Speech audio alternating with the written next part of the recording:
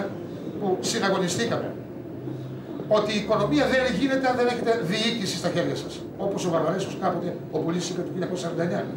Και το άκουσα από το στόμα του Κουτσόργιας εκείνες τις συγκλονιστικές στιγμές του 1981. Επομένως, με μια ατελή οργάνωση, κύριε Πρωθυπουργέ, στελέχωση των νομαρχιακών υπηρεσιών, των υπηρεσιών της πρωτοβάθμιας αυτοδιοίκησης, με εξασθένιση του δημοκρατικού προγραμματισμού, με ενίσχυση του ρόλου των περιφερειών. Θαυμάσιος ο νέος περιφερειάρχης μας δεν πρόκειται περί προσωπικού ζητήματος, αλλά περί του θεσμού, για τον κατανοεί ο ίδιος. Πώς να μπορέσουμε να τρέξουμε τα προγράμματα του τρίτου κοινοτικού πλαισίου στήριξης, όταν έχω κλητήρα, για παράδειγμα, Γεροντάκο, τον σέβομαι, ο οποίος αν ανεβεί το πρωί τα σκαλοπάτια δεν μπορεί να ξανακατεβεί. Πρέπει να κατεβεί κάτω στις 2 ώρες, διότι κάτι στα πόδια του. Στην νομαρχιακή αυτοδιοίκηση, η Παλίμα, ο νόμος τους έδωσε το δικαίωμα της εθελοντικής συμμετοχής. Αυτοί αντιστέκονται αγνώτο γιατί, ενώ δεν έχουν κανένα λόγο, έχουν διασφαλιστεί και τα συνδικαλιστικά τους και τα οικονομικά τους δικαιώματα. Αλλά εάν εξακολουθήσει έτσι το ζήτημα, δεν θα μπορέσει ούτε ο Πρωθυπουργός της Ελλάδος, ούτε η κυβέρνηση, ούτε ο νομάρχης να καυχηθεί ότι θα αξιοποιηθούν στο έπακρο εκείνα που με κόπο κατορθώσατε να επιτύχετε για το τρίτο κοινοτικό πλαίσιο στήριξης.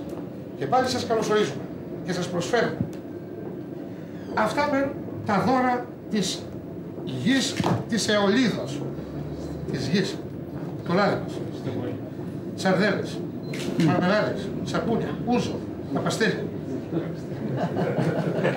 και αρωματικά φυτά. Μην λησμονείτε πως βρίσκεστε σε έναν τόπο με 320 μέρες ηλιοφάνεια το χρόνο και 300 είδη αρωματικά φυτά. Και εδώ λοιπόν είναι η Ιλιάδα, νομίζω άξια αποτυπωμένη.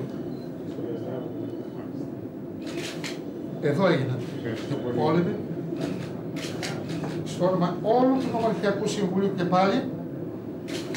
Είναι μια πάρα πολύ καλή, κύριε Πρωθυπουργέ, απεικόνιση των ιστορικών γεγονότων και της πορείας του ελληνισμού στο βόρειο Ανατολικό Αιγαίο, όπου και σήμερα προμαχούμε. Σας ευχαριστώ. Κύριε Νομάρχα, ευχαριστώ θερμά για την υποδοχή σας και ευχαριστώ για την πληροφόρηση που μου δώσατε και τα θερμά σας λόγια.